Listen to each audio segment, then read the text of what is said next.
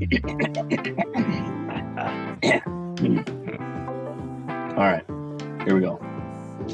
And welcome back to Fusion Cell Sea Stories with Coastline Kevin and Aloha Eddie, everyone. What's wrong with your voice? I don't know. I just thought it would be fun to try and do an introduction like that. Don't do that again. Our topic of the day. So there's going to be many steps in this whole process, right? Resumes, this, that, and the other, interviews. And that's a whole nother can of worms that we're going to get into and dive into in the future. But today we're going to talk about preparing for that interview. Some good tips of do's and don'ts for that. I'm super excited because today we get to bring in some of our cellmates. We got Tiffany Bradbury, we got Brian Lewis, and man, these two have some fantastic advice. I mean, they're doing it every day. They are prepping candidates for interviews with companies and jobs that they really want. Without further ado, here they are. Jump into it. We got Tiffany, we got Brian, two of our cellmates here at Fusion Cell, and they're going to help us talk about how to prepare for that interview. I mean, because let's be honest, when we're in the Coast Guard, Navy, Air Force, whatever it is, for 20 years, we're not interviewing for jobs. I mean, I've gone up for different boards and panels and things like that, but man, let me tell you, it's different. So we got two of our experts. They're both senior career agents here at our company. Let's maybe get a quick introduction from each of you, and then we'll dive in. Not everybody at once. I'll go first. Ladies first, Brian. Come on. Yeah, come on. Be a gentleman. No problem. Hello, everybody. I'm Tiffany Bradbury. I'm a senior career agent with Fusion Cell. I'm retired Air Force. I spent about 20 plus years on active duty, spent about 3 years in the Air National Guard. Started out in supply logistics and then transitioned over to what they say is the dark side, recruiting, for the last 15 years of my career. And so I was very fortunate to transition into a role where I was able to help veterans, that are coming out of the service find opportunities. And so this is a very dynamic and fun team, and I'm happy to be here to discuss some tips to interviewing. All right. Hey, thanks, Tiff. Hey, thanks, guys, for having us. Brian Lewis, I guess about me, background, aviation, started out as a F-16 crew chief. I went from F-16 crew chief to recruiting, did recruiting for 3 years, trained recruiters for 3 years, and recruited dentists for a year within the Air Force. Left that job, went into command and control. So did command and control, your tactical operations centers, things similar to that. And then left that job once I made chief and went into the group superintendent role as well as command chief role. So retired after 26 years, 10 months. When I retired, I was trying to figure out what I wanted to do with my life. I knew that I wanted to help folks, and Fusion Cell came along. Monty Montgomery came along and talked to me about it, and I liked what he had to say. And I've been here now for about 3 years. It'll be 3 years here shortly. And my role that I do as a senior career agent is really in the maintenance area, maintenance as well as electrician, plumbers, and such things like that. Awesome. Hey, those 10 months count, right? I mean, absolutely. I love when I talk to veterans on the phone. I'm like, how long were you in? They're like 4 years, 3 months, and 2 weeks. And I'm like, damn right, because every single second of that counts. But what I'm curious about, Brian in particular, is you gave us a pretty good overview of your career, but where did the modeling fit in? I mean, for those that don't know, Brian was like the face of the Air Force. He was. Can we get a blue steel or? Actually, I would do that. It's copyrighted. No. It's not in modeling. It is something I played on TV though.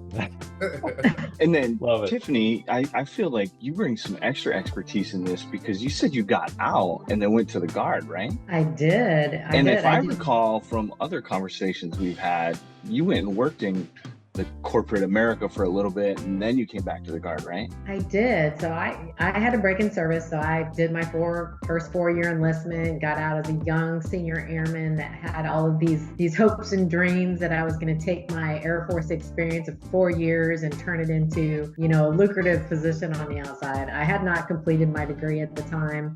I was just like, okay, well, I don't even know how old I was when I got out at that point. I was maybe, would have been 27. But I just thought that my military experience was going to lead into this, lucrative position on the outside. And I remember even applying at Home Depot at one point and telling them what my salary range was. And they were kind of like, yeah, no, we can't meet that. And then I ended up actually getting on with a company where I was driving like an hour and a half to work every day, and was barely, being able to pay for the gas to get there based on the salary that I was making. And so when I was able to come back in active duty into recruiting, I promised myself I wouldn't make the same mistakes over. So I was much more prepared the second time, when I did retire from the military, had gotten my education, and had done the networking piece, had worked on my resume, all of those good things that kind of I believe helped lead me into the career that I went into after. So what are some of the main things that you guys feel is good that when you're interviewing with a candidate, what are some of those things, that pieces of advice that you can give them to prepare to come in and speak with either you or even one of our clients? So much. Brian, I'll let you go first. Okay, if I hear you correct, it's when after they talk to us, it's kind of that initial interview, us really trying to figure out if they're a good fit for this particular role. Once we find out they're a good fit and we submit their application over to our client, then they come back and say, hey, you're going to interview. What we like to do is we like to send them prep information. So it's, for me, they're getting this prep information that's going to include kind of an interview placemat, things that they can look to research up the company, the LinkedIn address, anything, if there's anything on Facebook, just really kind of stalking the company on social media as well as. So stalking. So that's your recommendation, is to stalk. 100%. 100%. All right. Stalking. Yes. To be able to picky find guy out as creeping much up through the bushes. Agreed. Find out as much information as they possibly can about the company, because the company is going to do the same thing about them, right? So if there's any advice, is to take our advice, and that is, hey, really do your research and do your homework and on the particular company. I think that's a good place to start, and then we just can work from there. And you know what, that's one of the things that I love talking about when I get on the phone with a candidate. Me and Eddie, we're at the front lines, per se, and we're having that initial conversation with candidates to kind of verify, hey, the things in your resume check out and match up with the job, and then we're sending them along to you guys, the career agent. The one thing I always kind of tell them in my intro is look, we're a staffing agency, but you get something different when you work with us. Before you're presented to the client, you're going to have several conversations with us. We're going to know a little bit about you. You're going to know a little bit about us. We also know a lot about what the client is looking for in the person to fill that role. So when you compare the two routes someone could go, going to the company's website, applying for that role, and hoping that someone at that company finds their resume and says, let's do an interview. They're coming to us. We're doing that initial screening, but then we have that initial conversation. Go, yeah, you know what? I think something's there. So then we take it a step further. We hand you over to the career agent. More conversations happen. You guys send them information, prep material on the company. And where I think this is so huge for the veteran and the transitioning military community is that we don't always know those secrets or those things, right? Oh, I should be looking at this stuff about this company. We're basically spoon feeding, hey, this is how you're going to be successful through this interview. I love that. Once you've gotten past the standard rules of thumb for interviews, right, that this is how you should dress, show up early, make sure you know where the place is, all of that. But you really need to think about what the company is looking for, because I tell this to a lot of my candidates. Yes, we know that you're looking at all different types of opportunities, all different types of companies, but I'm telling you right now that interviewer, that recruiter, that hiring manager for that company wants to feel like they're the only ones that you're interviewing for. So the only way that you can do that is by doing your research on the company, making sure that you totally understand what they expect from this position and how it fits in within their company and their mission, their vision, all of that. And you speak to how it aligns with your experience that you're bringing to the table. Speak specifically to that role and those responsibilities by bringing examples of how your previous experience aligns with what they're looking for. And the only way that you can really speak educatedly and confidently about that is by doing your research on the company, the role, even reaching out to, other members that maybe, or other employees with the company, reaching out to peers that may be knowledgeable in that area. But, preparation is key. And we do a lot of that support through the process and before they go into an interview, because the last thing I want to do is find a candidate who I feel is amazing and that I've spoken to, and then have them fail for some reason in an interview because I didn't prepare them well enough for the role. So, and I know the whole team here feels the same. We know what the companies are looking for because we've had those initial in-depth conversations, and we're asking questions from a veteran point of view, right? And so we're asking, okay, this system is used in the Air Force, this system is used in the Army, the Navy, Coast Guard, whatever the case may be. And they're like, does this make sense? This is what it does. Does this make sense? Or would this cross over into whatever system or software that you're using, because it's very similar? And they may not even be aware that that's possible, that software is similar to what we use in the military, but yet we're kind of opening their eyes, as well as being able to kind of groom our candidates to speak to that in that way. And so sometimes it's just as easy as similar software, similar system, similar, even knowing what an acronym stands for in corporate America is maybe not the same as what acronym meant in the military.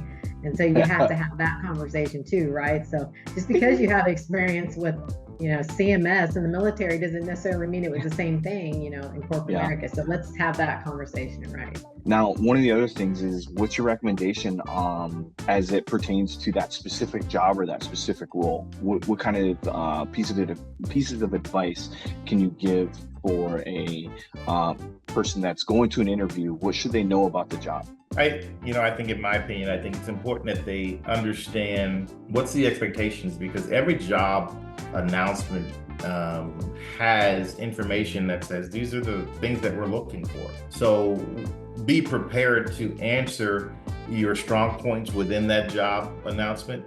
Things that, hey, I feel strong about this, and here's how I can meet this.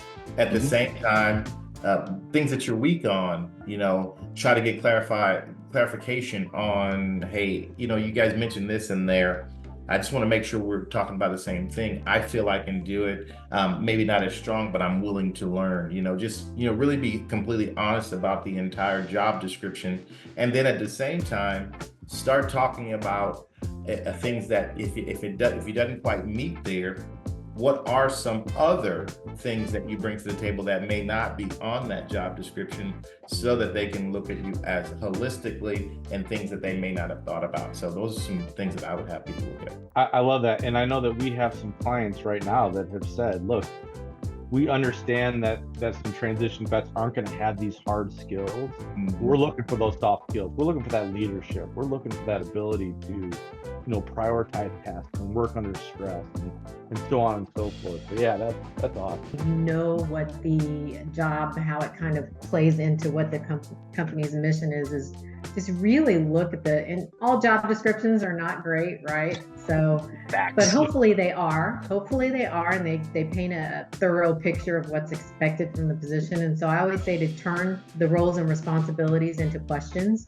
turn the qualifications into questions, and then think about how you would answer, like if an interviewer was going to ask you that specific piece of the job, how would you answer that in a way that you're bringing your experience and your accomplishments to the table in that aspect? So, think of the STAR method, the situation, task, action, result. Think about an instance where you actually performed this responsibility or this task or this qualification or used this qualification in your previous roles.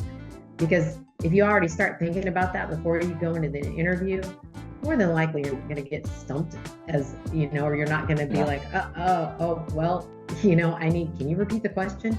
You're not going to have that, that kind of hiccup. You'll be able to answer more, definitively and like you've been prepared for them to ask that question. Obviously, they're going to throw you curveballs. You're going to have questions that you're not going to be prepared for. But I just think if you think of it in that way, it helps you be a bit more prepared when it comes to the time. Have some questions for the interviewer, right? You know, as you look through that job description, if you have if you have questions or are uncertain about certain things, prepare those questions. Have a few questions ready to ask. Because I know most of the time when I'm talking to a candidate, whether it was in my previous role or even this one, multiple times I always say, hey, I'm going to ask you this about 110 times while we're having this short conversation, but do you have any questions for me, right? Because I always want to make sure that everything is clear to the candidate as well. When you're thinking of questions to ask, the questions that you ask can also give the interviewer more insight into your ability to do the job. Like the more strategic minded the questions are, the more the interviewer is going to be like, oh, they really get it. Like they obviously are the person that we want, because that would be a question that I would ask. You know, don't just think of the generic questions that everybody asks, like, what are you looking at in this position? I mean, I'm not saying that's a terrible question, but I'm just saying think more strategically minded, what the company is trying to achieve, what their business line is, what this position is specifically, going to thrive by accomplishing. And I think that just gives them that little bit of extra tidbit of, this is the person that I want to hire, because they're really thinking outside of the box already. So would your first question be about PTO? Yes. That was my first question. So I have a vacation planned in 2 weeks for like 6 months. Yeah. Is that a problem? One tip I would give somebody in the interview process or getting ready to interview is to don't allow this new way of interviewing to rattle you. And what I mean by that is it's on Teams, it's on Zoom. Yeah. The phone may work, it may not work. You may be in a bad position to have a conversation, but just don't let it rattle you. Understand that this is the new world that we live in. I believe when I started interviewing for jobs years ago, in my younger years, you'd go in and have a conversation with somebody. That would be the first time they get to meet you and they get to see you, mannerisms and stuff. When you're on Zoom and you tell a joke that might fall flat, and the people on there are looking at you like, what? So now you're rattled. Oh, dang, I shouldn't have said that. I should have, you know what I mean? So, because this is a new world, because, people deadpan sometimes when they're on Zoom, or they don't give you the visual clues that they heard you, or maybe they don't hear you very well and the volume's too low, or maybe there are all of these different things that are part of the new way of interviewing. I think interviewees should understand that that's part of it. The employer understands it, and then you just don't get rattled by it. You move through it and move with it, right? Brian, I see you're looking like this, and that's one thing that I always tell people too is now interviewers, they have multiple screens sometimes, and you might be on this screen over here, but the camera's right here. So don't get rattled by that either. Don't assume that the person that is interviewing you is reading their emails and not listening to you. They might be fully engaged and like staring at your face, but your face is just on a different screen, coming from a different angle, right? When I was interviewing for my first job post retirement, I didn't have an office set up because I didn't know what kind of job I didn't think I was going to get a job working from home.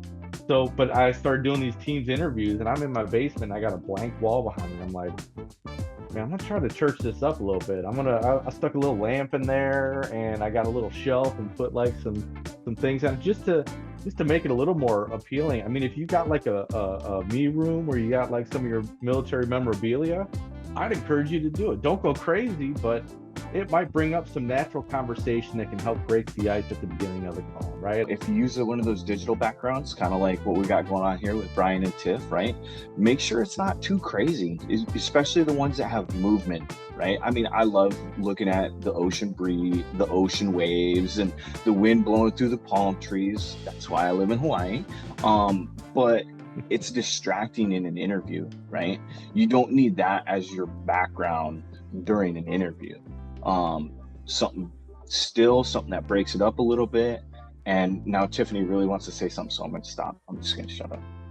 No, I was just going to say we could go on for an hour about what not to do on virtual, video calls. I'm telling you, the stuff that I have seen, and I know Brian's probably seen it. Y'all have probably seen it. Oh my goodness. We talk about doing mock interviews for like in-person interviews, going and meeting somebody. why not do the same thing with a video interview? Call a friend, right? Call a friend, make sure your comms are working, make sure your video's working, make sure you're coming across clear, make sure you can't see your dirty laundry basket in the back, the way, because your way your camera's angled. I mean, these are all things that you can really, you can squash out before it even happens, because once again, resume, we're not on resumes, but your resume, your interview, you only get like one chance, right, to set that sort of first impression, from your interview to your resume to your meeting the interviewer the first time. And so why ruin it because you have somebody moving a mattress in the background behind you because they didn't know you were on a call? Yes, that happened. Well, that stuff doesn't just go away because you're doing a Teams interview, right? Yeah, make sure that things are neat and organized and tidy, not too busy, but show that you put some effort in. Make sure the lighting's good, so there's not like a huge dark shadow over your face and they're like, who am I talking to? Is this guy on America's Most Wanted? Like, what's going on here? Yeah, witness protection programs. Yeah. Competition is tough. Don't give them any reasons. Yes, that's right. That's right. Yeah, this market is crazy. Same thing goes for these interviews. Find out what platform it's going to be on, whether it's Zoom, Microsoft Teams. Pick a name, because there's a whole bunch of different platforms out there that it can be on. And even like LinkedIn Video connects too, right? Test that system, make sure it works, make sure you know how to go in and verify the camera settings, the microphone settings, those things, so that way when it does come time for that interview, if it does come up paused or the microphone's not working, you're not stumbling so hard through it, and learning it on the spot during that interview. At least that way you might know a little bit about it. One thing to prep for an interview is just know that as well as you're interviewing with the company, meaning they're getting to see who you are, you're getting to see if it's a fit for you too, right? I think so often, we have a winning mentality, and the winning mentality is, I want it. I don't want to not have it. I gotta have it, It may not be for you though, right? So understand, as we talked about earlier, having your questions and understand and having something ready to ask them, right? But those are questions really focused at, is this a fit for you? Does it make sense? Are we on the same page? Are we going in the same direction? Doing the same roadmap?